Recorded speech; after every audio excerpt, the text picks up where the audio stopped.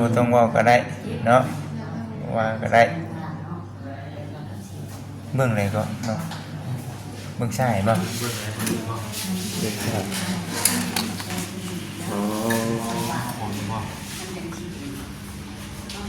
อยู่ขาเลย ขาเลยบ่ เจ็บอยู่ขาเลย อืม อันนี้เป็นดามไปนะ นั่นรถใหญ่ตาม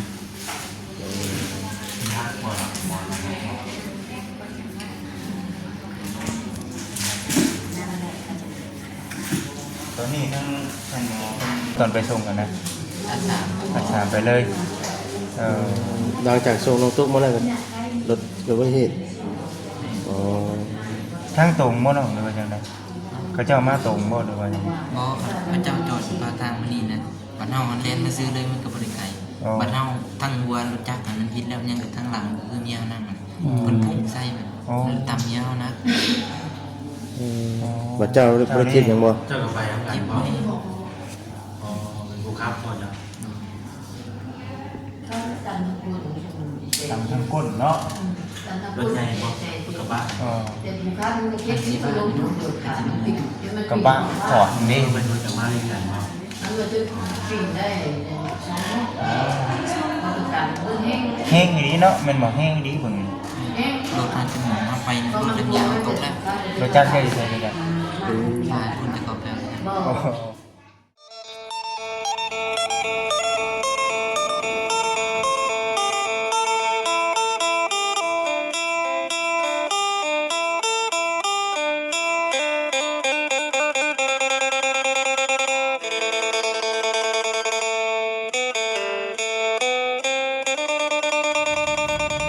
น้อยเนาะเปิดคลิปเปิดภาพมากะอยู่ที่ห้องหมอพี่น้องกับบาดเทนี่ จังซี่จอนี้ก่อนเนาะ เจ้าหนี้บ่ฉันบ่รถใหญ่เพิ่นจอดใช่ บ่เดี๋ยวก่อน ให้ทางมาแสนเพิ่นไปจอดกันบ่ ถามมาเสร็จกัน พอดีว่าจังไดบ่จิต วันนี้ทั้งน้องเตเพิ่นก็คือว่าอะไรพี่น้องเอ้ยเนาะสิมาเยี่ยมน้องเตมื้อนี้เนาะ แต่ว่ายังบ่ฮู้ว่าเพิ่นอยู่ห้องไหน แม่นนะ เพราะว่าทั้งบ่แสนเพิ่นก็คือว่าได้คุยกับทั้งน้องเตอยู่ คือสั่งบ้านนั่นแทน ฮะเปิดหยัง เอ้าสร้างกันเฮือนเฮ็ดเฮือนนั่นตอนนั้นเด้วันประนาม แม่นใช่ป่ะ เอ้ยพอสร้างกันเฮ็ดเฮือนนั่นก็ตอบออกมานะ โอ้โดยเฮ้ยมื้อนี้ก็สิมาเยี่ยมเบิ่งอาการพี่น้องเนาะ แม่น ของทางน้องเตเพิ่นคือว่าเกิดอุบัติเหตุโอ้ยพี่น้องเอ้ยเนาะมาแล้วบ่ครับ ยังอยู่ เป็นเรื่องที่บ่อยากให้เกิดขึ้นนะพี่น้อง คาดคิดแล้วก็บ่คาดฝันเนาะ เราก็มาให้กำลังใจน้องเพิ่นก่อนเนาะ แม่นๆ มาให้กำลังใจน้องเพิ่นก่อนว่าเป็นได้ใดให้เป็นชู้แหละเฮ้ยเนาะเฮ็ดจะได้สันพี่น้องเอ้ยเรื่องราวมันเกิดขึ้นแล้วลูกผัวอาศัยลูกผัวแล้วเบิ่งแยงบัดนี้ แม่นแต่ว่าถ้าเข้าไปเยี่ยมไปเบิ่งพี่น้องว่าสิเป็นอะไรก็ได้เอาคนอื่นก็มีแต่ว่าอากาศทักทายสบายดีเด้อพี่น้องเด้อเนาะทักทายสบายดี FC กันเบิดสุขุสุคนพี่น้องเอ้ยพบเจอกันดีคือเก่ามื้อนี้ก็ได้ สิเบิ่งว่าเป็นได้ใดอาการ แม่นๆ ของน้องเพิ่นนะพี่น้องเอ้ย เห็นในคลิปก็ข่าวอยู่ทำมาคำก็ได้เมื่อคืนนี่นะเนาะคืนนี่แหละชุดร้อนๆเมื่อคืนนี่พี่น้องเอ้ย มาจึงว่าเดี๋ยวนั่นก่อนพี่น้องเนาะ แม่น มาเยี่ยมยามกันใส่ทั้งน้องเพิ่นก่อน แม่นพี่น้องเลยเนาะหาบนอันจอดรถก่อนมาทีนี้ บ่จอดรถก่อนแต่ว่าทั้งเจ้าทักมาบอกว่าอยู่ภูตึกตัวน่ะ ตึกตัวสุดพุ่นบ่ น้องเตอยู่หั่น มีอันภายในเนาะมาบ่นี่มีคนมาเยี่ยมแล้วบ่ ว่าได้เดี๋ยวไปเบิ่งว่าพี่น้องเอ้ยเนาะ แม่น ตึกพุ่นบ่ ขาดสิเป็นขาดสิเจ็บมาเฮ็ดบุญให้แม่แต่ว่าตัวเองบ่ได้รับเคราะห์ซะพี่น้องเอ้ยเนาะ ดีคือเป็นอย่างนั้น คือเป็นแนวนั้นบัดทีนี้ ไปส่งน้องตุ๊กบ่ ไปส่งน้องตุ๊ก ไปส่งน้องตุ๊กเห็นพระเจ้าถ่าย เอานะ ไปส่งผู้ที่ว่าท่ว บั ง ด นะ บัดน้องตุ๊กเด้บ่เป็นหยังบ่ แค่ขากลับมา ยันขากลับเนาะ กลับมา อืม อ่า ตึกสุดตึก ตึกนี่นะแต่เก่า ตัวนี้บ่ ตึกอันน่ะรถชน แล้วก็กุ้งนิ้วเหรอกุ้งนิ้วก็ตัวนี้นะกุ้งนิ้ว ตึกรถชนนี่แม่นตัวนี้ตึกรถชน นี่รถแห่บ่ตาบ่ ไปแม่นเลยแม่นอยู่ในรถตากับรถต่อนิ้ว อืม เอาเดี๋ยวผมว่ากันว่าทางทีมงานมานั่นแล้วนี่เนาะเตรียมน้องไปแล้วนี่ อืม เอาดีละฉัน ไปนะ ไปน้ำกัน ไปทางนี้ครับ เอาบรรยากาศเป็นยังไงเด้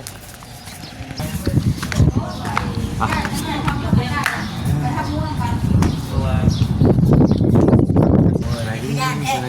กับดีเนี่ย เสียชีวิตบ่ ไอ้ชีพตาไล่น่ะเนาะ เห็น ส บ่ บายดี เอ้าบ่ได้ดีบ่บ่ได้ดี ทันหมอเพิ่นเข้าไปทายทันหมอ เห็นบ่ ทันหมอมาเพิ่น เห็นบ่เนาะเฮ้ยไปซื้อได้เครื่องของ ยังแล้วมา กูมาแต่เช้า ไหนหาออกมา เห็นบ่อ๋อ ไปไล่หาแม่นี่ อะไรกันมานี่ ก็นอนอยู่นี่คือ ก็นอนอยู่บ่เป็นยังไงอีกนะให้เจ้าบ่ไปครับ บ่กูกรณีเพิ่นไปเอามา รุ่นนี้แค่นี้ แบบที่ห่อแบบเขียวๆเนี่ยแต่รถเพิ่นน่ะมันจะคันดำ โอ้ตามที่ใช้ก็ สบายดีเด้อ เอ้าเนาะสบายดีอยู่โรงงานน้ำตาลดี อีแฮดพุ่น ไปส่งน้องตุ๊กเลยแม่นบ่ แม่นส่งน้ำตุ๊ก เออ ดีเด็ดโอตอนไปชงมาอยู่ ตอนกลับบ่ เนาะ ครับคือบอต้ากับโบฮู้อย่างไรดอกชำทอนนี่แหละมาเห็นน้ำกันนี่แหละเพราะว่าเพิ่นเอามาเองดิ มาครับพี่เอง มาเอาพี่เองว่าตำได้จังใดนะครับนี่แต่ว่าหัวน้อง แต่ หัว แต่ น้อง หัว แต่ เป็น เว้าร ถ นี่ ร ว่า ถยังต่ำ ดีได้มารุ่นปวดเนี่ย รถ แต่ Ford ว่าเป็นแบบบวกนี่รถเป็นดอก บ่เนาะเพิ่นทำที่ชอบนี่เฮาก็ดี แน่น ดีใจแล้ว ไปดิ ทางบ่นิวเนาะ สบายดี สบายดีเนาะ คือใกล้ชีวิตอะไรหัวน้องแต่ว่าใกล้ชีวิตแล้วก็เลยมาตามมาคนรถจักรเราเลยมาตามน้องแต่ใช่ไหม ไปน้ำกันก็ผัวเป็นจังไดเนาะ หัวคุณครับ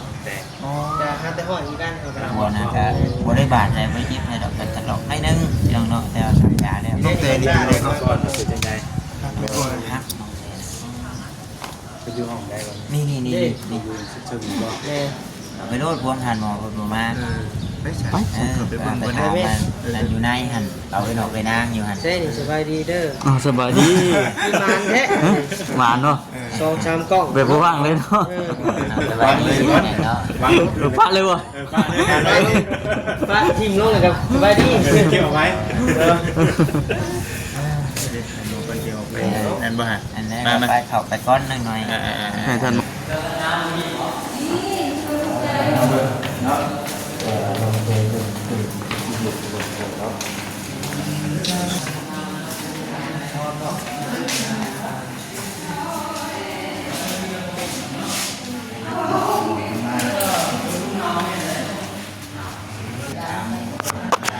ไง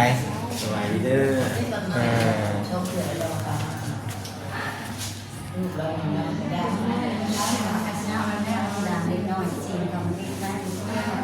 เป็นยังไงปวดบ่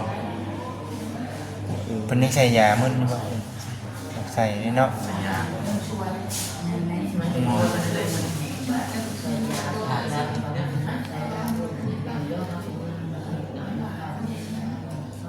อืม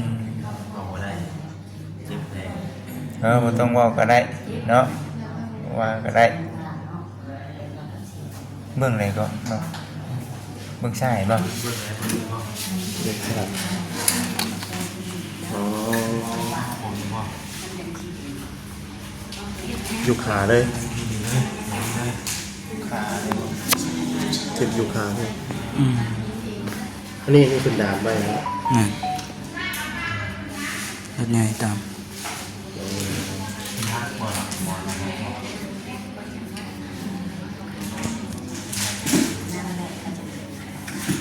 ตอนนี้ทั้งหมอเพิ่นสาหัสบ่แม่ ๆคนนี้ ขาคนนี้มาก ค่ารักษา อ๋อ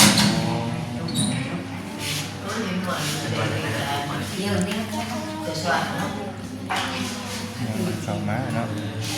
นี่เห็นน้องเพิ่นเลย เอาอะไรหรือว่าน้อง โอ้ขับเลย ครับเนาะ ชื่อเขาเขาหน้าไปหมด ป่วยเลยถ้าเป็นโรคมันก็จะไปใส่เล็กให้ลงไปมันจะใส่ให้ ไม่ไหวเขาเย็นเลย ให้อดก่อนนะเนาะว่า อดปวดลงโลกกันแล้วนะว่ามี ปวดนะครับ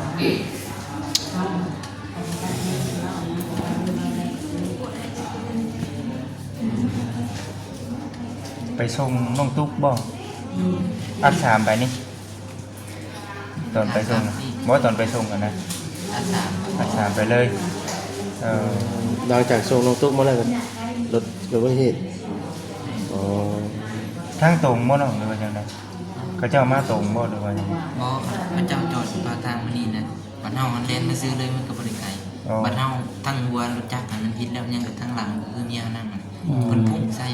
มันตำเมียเฮานะ บัดเจ้าบริทิพย์ยังบ่ เจ้ากับไปทำงาน เจ็บ พ่อ ไหม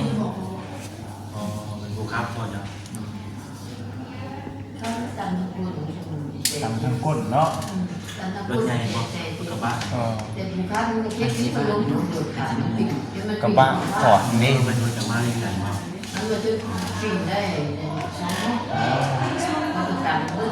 แห้งอีหลีเนาะแม่นบ่แห้งอีหลีเบิ่ง รถมันจะหมุนมาไปในรถเล่นยาวตกแล้ว รสจักได้ใส่ได้จ้ะ ฝ่ายคุณจะกอบแล้ว โอ้โห รถเขานะยืนไปส่ง บัดมาห้องหมอนี่เขาเจ้ามาส่งเลยแม่นบ่ คนนี้มาส่งเลยเนาะ เนาะ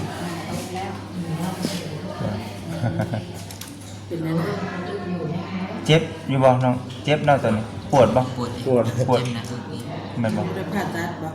ยัง ยังรอคิว คิวได้เนาะ แต่ว่าปวดอะไรที่น้องปวดอะไรนี่เนี่ยอาการใหญ่พ่อยังมันมาแจ้งพ่อ อืม เป็นยังมันมาแจ้ง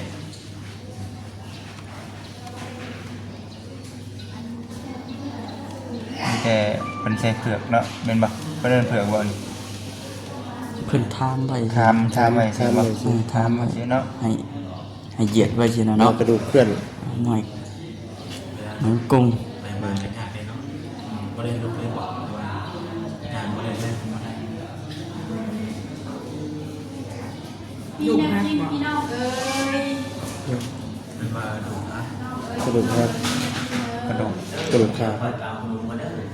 ไปได้บ่โอเคตามนั้นเนาะนี่นั่นก็ได้ ที่ไหนเนี่ยที่นั่งเป็นประธานนี้ ได้เรื่องพากันไป เดี๋ยวเรามานั่งนี่ก็ได้ บอก ตามที่นั่งอย่างนี้ได้ บางทีว่าเพิ่นอยู่ใกล้ชิดเนาะ อยู่ใกล้ชิดกันแท็กที่ห้ามาเท่าไหร่แล้ว หื เนาะ ม ทางคน ไม่ได้อยู่ในเหตุการณ์เนาะ แม่นเพราะว่าคนกับบริอยู่ในเหตุการณ์นะแบบว่าเขากับอยู่เพื่อนแบบว่าเมียนหันเมียนนี่แหละเนาะเพราะว่าเขากับเหตุงานนี้สัก เรียกมาแล้วเลยจิ แม่นเรียกมันแล้ว เจ็บอะ เรียกมันแล้วเลยปานนี้พ่อกับไปเพิ่นหันความบอกให้เพิ่นลงวัด เพราะว่ายกกองบุญลงวัดเลยจ้ะ อืม ยกลงวัดแต่ว่านี่แหละบอกว่าลูกเอ้ยว่าอันไปจับอันนั้นเลยเด้อว่าไปจับกองบุญน้ำแม่เจ้าเด้อว่าคันที่เจ้าเป็นลูกมันจังได้ อ๋อ ก็เลยบอกว่าสิแล้วลูกก็ไปขอบกันไปเยี่ยมพี่น้องอีกอะนะแบบพี่น้องเพิ่นก็บ่สำบายไปขอบกันไปเยี่ยมก็อยู่มัน3 โมงแล้วเนาะ3 โมงวันนี้ประมาณ5 โมงครึ่งนี่แหละมาประทานน้ำลูกสาวล่ะว่าละอันไปแต่ไปใช้เฮาเห็นทันทีรถจักรไปกับผัวแล้วแล้วก็มีน้องกระตุกน้ำบัดบ่แม่นไปส่งอันตุกบ่ว่าละแล้วบอกไปสิ อืม เอากะสักเลยค่ะบ่จักแม่เอ้ยบ่แม่นเขายืมเอาบ่ว่าจักวันรถประมาณนะลูกเว้า ลูกเขาว่าจบหน่อยหนึ่งตอนนี้เขาเข้าไปในเฮือนตอนนี้6 โมงกว่าอะไรจักนาทีเขาก็ไปเปิดลุงอันเขาเฒ่าคนบัดแลนขี่รถจักรมานั่งนางเอ้ยว่ะรถตามน้องกระแตขาหักแล้วก็กันลอยลงเลยว่าไปกับไรไปตามอยู่ชายเขาว่าอยู่ชายเดี๋ยวนี้ค่ะเขาไปหาหมอแล้วบอกตามเอาไปแล้วหอดลุงหมออะไรยังก็หันไปก็ได้แต่ลุงเอ้ยกลางค่ำกลางคืนบางคนก็ขับรถไปก็ได้เพราะว่ารถจักรเขาก็ตามเขาเห็นลุงเขาว่าก็กระหากระมาเศร้านี่แหละ ไปจะทำนะ ของคนตาม เจ้าของเอง ดีเลย อ่า ผู้กรณีนะเนาะ แม่แม่ คือว่าแหละเนาะ ก่อนหน้านี้เพิ่นคือว่าหมอเพิ่นก็บอกว่าให้เพิ่นมาแล้วจังสิให้แลนเรื่องใช้จ่ายแล้วเพิ่นก็เสียเข้าไปผ่าตัด เรื่องไว้นี่ต้องให้ถูกกว่านี้เนาะ เป็นสรุปให้นะว่าเรื่องค่าใช้จ่ายนั่นนี่เนี่ยเป็นสิทธิชอบเป็นเลยอยู่บ่ เพิ่นว่าเพิ่นสิรับผิดชอบเรื่องใช้จ่ายนั่นนี่แต่เขาก็ยังบ่ได้ตอบปากกับเพิ่นเขาก็ยังบ่รู้เพิ่นก็บ่รู้รายละเอียด ทีมันก็เป็นอย่างนั้นแหละเนาะเดี๋ยวได้ ยังบ่รู้รายละเอียดเพราะว่าเขาก็ถามเพิ่นมานี่แหละเพิ่นก็โทรมาหาบ่ตาเพิ่นก็บอกว่าสิมาคุยภายในสิเป็นคนนั่นบ่ตาแล้วก็แล้วมีทางอันไปนั่งแล้วก็มีคุณป้าเพิ่นเพราะว่าเขาไปหากะมาแล้วเขาก็โทรหาในบ้านเพราะว่าเฮาก็มันก็บ่สุขะเนาะก็คือว่ามันก็เป็นคนนับถือชื่อนะบ่จิตท่านว่าเฮานี่เป็นป้าแท้ๆใช่เฮาก็ตัดชิ้นหน้ามันก็ต้องคุยกันกับป้าก่อนไม่เข้าจริง เนาะเป็นอย่างนั้นเลย ๆ มีอย่างอื่นเกิดเนาะแล้วมันเกิดขึ้นได้ใช่ไหม กว่าหันจังคืนนี้ก็คิดว่าตอนไปเลยเป็นห่วงผู้แม่มารแต่คนแม่บ่มารยังขาหันนะแต่ผู้แม่มารมันที่ช้ำไหลแต่ว่า พอเห็นเนาะยัง แค่แต่ว่าบ่ถูกกับตัวพาไปเนาะ ขากลับ ขากลับแล้วช่วงน้องตุ๊ก แม่คันว่าคาไปหัน พอเห็น ช่ เนาะ วงเงินยังได้ก็กระไร จังไงสิเว้าเลยเนาะ เพราะว่าน้องตุ๊กคนประทอง7 เดือนเนาะคนเป็นนางกลางเนาะเรือเป็นนางกลางทั้งหน้าก็ชอบข่าวนี้แบบเนาะ ก็ถึงพอหันเมื่อยลงมายังมาพยางบ่ได้เด้อเพิ่นเงินค่ะพอบักกะแม่นอยู่อันนี้ก็คิดอยู่แต่หัวโอ้มีก็ลายโกบ่ฮู้ว่ามันจะเป็นได้ใด ว่าเป็นแบบนี้เนาะ นั่นแหละมันนี่เป็นว่าค่าฮัก ลุงข่อยก็คือเฮงเลยคนท้องเนาะสำหรับวันนี้ในกรณีนี้ แล้วก็โทรวันนี้โทรหาลูกอีกให้คนทางเงินสะเทือนโทรเลยถามมาถ้าไปหรือค่ามาถ้าทุกวันที่ค่ะแต่เพิ่นว่าว่าค่ามาลูกเขาก็โล่งใจน้อยๆนึงเพราะว่าค่ามามันรีบแล้วเนาะตัวปัญหาแต่ว่าคือกรณีเขียนนี่แหละนี่ เบิ่งที่นั่นเนาะ ยังใครเอาเป็นโบเรื่องเป็นยังเนาะ เพิ่นนะครับพี่ชอบอยู่เนาะ ก็ยังดีอยู่ได้ ก็ เพ อัน ราะ นั้น ว่า แหละ รอบเพิ่นเอามาดีมันมีแก่มาเลย ถ้าแบบนี้ก็มันก็ โอเคอยู่ หลายคนก็สิบ่โจมตี เรื่องตัวนี้เป็นว่าส่วนเรื่องนี้นี่คือเว้าแล้วเนาะ ดีเนาะเขาว่าไปตรง แม่ ๆ เขาได้ ตามเลือ เนาะ กเข้าไปเลยกันแล้ว อันนี้เฮา มาพามาสู่หมอเนาะ แม่เพิ่นก็ยังตียังแหลมนั้นเฮาเฮาก็มีมุกดีใจ อันนี้เฮาก็บ่ได้โทษเพิ่นเด้อบัดเฮาบ่โทษนะ อุบัติเหตุเนี่ยเนาะอุบัติเหตุมันก็ไม่มีผู้ใดอยากให้เป็นเท่าไหร่เพิ่นก็บ่อยากชนเนาะอยู่แล้วเนาะอุบัติเหตุชนเฮา ถ้าหากว่าชนได้นี่โอ้อันนี้คนหน้าเลยบ่ได้ แม่แม่ นี่อยากจะเป็นเงินนี่พาเข้ามาห้องหมอเลยนะมาคุยกันมานี่เนาะจะได้แต่คุยกันมา เรื่องมันเกิดได้เนาะ เนาะเขามีแต่ว่าให้น้องเพิ่นเก่งแรงไว้ดีเศร้าไว้เนาะเรื่องคล้ายอย่างนี้ก็ยังบ่ได้สรุปเนาะว่าเป็นชีวิตจังได๋เรา ก็ ติ คื ด อ ตาม ว่า ดู คันคือใจด้วยนะจะให้ผ่านแล้วนี่ โอ้ เพราะว่าคันเราได้มีแต่ผ่านบ่หาอีกหมอคนหมอก ระดูกนี่กระดูกหักเลยบ่ มันก็พอก็บ่ได้เห็นคักเห็นไปถามเพิ่นว่า เพิ่นเอาไปตรวจเลย เพิ่นว่ามันหักขาอีโต หักแล้วมันทับกันในซี่ หักโอ้หักกว่าอย่างซั่นเลยบ่ มันหัก มันต้องได้ใส่มันนี่เพิ่นพายเพิ่นต้องเอาเหล็กดามไว้ แม่ อ๋อ ใส่เด็กลามไว้แล้วอันนี้ถ้ามันเช่าต้องได้มาผ่าออก ต้องได้พาเอาลิฟต์อ่ะ แม่ แต่มันมีโอกาสหายเนาะ แม่ มีโอกาสหาย สามมันให้กระดูกมันจอดกันเนาะ แม่คนในบ้านก็มีอยู่อันแข็งหักแอ อันนี้แต่เขาก็ใส่นั่นแหละกับผ้านี่ไปกันคือว่ามันดีเขาก็ผ้า เพิ่นฮู้ใจน้ำน้องเพิ่นอยู่ในเรื่องนี้เนาะ มาเฮ็ดบุญนำแม่เพิ่นว่าเกิดเรื่องไว้นี่ขึ้นเนาะ บุญปัจฉมา ตอนแรกเพิ่นก็บ่อันเรื่องนี้สินะเที่ยแรกบ่ได้วันนี้ไปชมน้องมา แล้วเราไปส่ง ตอนแรกน่ะพระ15กลับมื้อใดแต่วันแรกเป็นสิได้คือว่า ถนนเมืองคือแต่มื้อเนี้ยบอกจะได้กระบุฟังนั่นนี่คือยังมีแต่อย่างเนื้อ อ๋อ เลยจำเป็นมาส่งก่อน น้องตุ๊กกันบ่อ๋อน้องตุ๊กมา น้องตุ๊กเองก็อย่างนี้ แม่น แต่เรียกว่าอยากมาส่งคือว่าแม่บอก ไม่จะ ว่าให้อยู่ ไม่จะ เพิ่นก็หักปากว่าอยู่น้องตุ๊กว่าแม่ อยู่ซะจะตู้เดินจนเมืองซอยเวียดกันก่อนเรียนเรียนชาไปหลวงพ่อเลยจำเป็นมาส่งกัน โอ้ตุ๊กกันแบบนี้เนาะ แม่ก็ห้ามบ่ได้แม่ก็ยังโมโหครับคิดว่าน้องแต่หันจะมาส่งเพิ่นแต่ว่าก็คือเฮาฮู้เองนั่นแหละว่ามันเป็นอะไรเพราะว่าแม่ก็เคยบอกน้องตุ๊กแล้วแต่เว้นแต่แล้วเรียกแม่ก็ว่ามื้ออื่นจะจังมื้อคันว่าพื้นที่รถไฟทางก็คิดว่าแม่เองได้สิมาส่ง บัดมาบัดว่ามื้ออะไรอ่ะนี่เราเพิ่นเองอย่างมื้อเนาะเป็นอยู่บ่ได้ มันจองอยู่พ่อแม่แล้วยังจองมีจิตใจอยากเมื่อ แม่ ตัว เด้อ กันยังดีแล้วน้องตุ๊กกับเพิ่นก็เอามาส่งคุณฮอดก่อนเนาะก็คือว่าแบบทั้ง3เลยเดี๋ยวโอ้ย บ่ซีหมดแล้ว 4เลยเนาะ ได้ท้องเนาะ มีสี่อะไร แม่ ก่อนท้องกัน10 เดือนมันก็เนาะคนมันก็ใหญ่ทุกสี่เลยเป็นแม่ม่านมันสิช้ำได้เจ้าก็แต่ลมน้อยหนึงมันก็ยังสิมา พอของทางน้องแต่เพิ่นเนาะทางตุ๊กวิทย์ไป ของน้องตุ๊กวิทย์ ก็คือว่าน้องตุ๊กกับคนเป็นเกาะเกาะคนนี้แม่นละว่า ได้บัตรเนาะ แม่นเพราะว่ารถยักษ์แต่ท่านว่าสิเคาะน้ำรถยักษ์เขาก็บ่แม่นว่าคือบริเวณแห้งก็ได้นี่เพราะว่า รู้จักใครก่อน ยืมคนในบ้านนั่นแหละ มุ่นบ่น้องรู้จักไป กับ ของมันอยู่เมืองมัน กับบริมุนของเราผู้ใหญ่บ้านเพิ่นโทรเคลียร์กันหมดจามมื้อนี่แหละเพราะก็ยังบ่เห็นว่ามันมุนบอกบ่นะเราว่าผู้ใหญ่บ้านเก่งแฮะว่ามันอันโอ้มันแตกน้อยนึงบอกกับหยังปกติคนมาขึ้นบักษาหันในรถมันก็บ่อยู่แล้ว แต่อันนี้ก็บ่ฮู้ว่า